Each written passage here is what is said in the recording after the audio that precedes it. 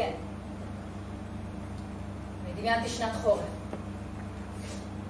כולם יחבו ואז אנחנו לא נהיה מוזרים יותר. אתה ואני לא יכולים להיות מוזרים אם כל העולם מוזר, וזה יתקן אותנו. אני באמת האמנתי בזה טוב, רציתי להאמין. גם אני. אנחנו נלך לישון שנת חורף. אנחנו נתעורר ואז אנחנו שוב נפגוש אחד את השנייה. זה נשמע עכשיו כל כך מטומטם, אבל אני חושבת שאני אפילו נרדמתי עם חיוך על הפרצוף שלי. כן.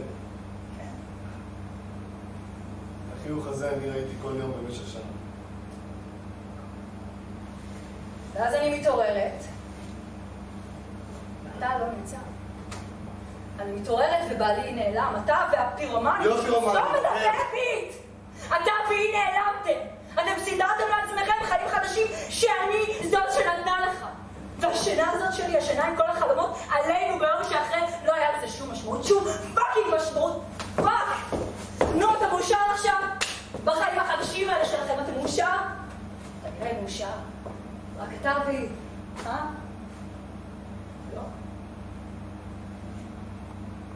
פאק, זה לא רק אתה והיא. פאק, יש לי תחילה.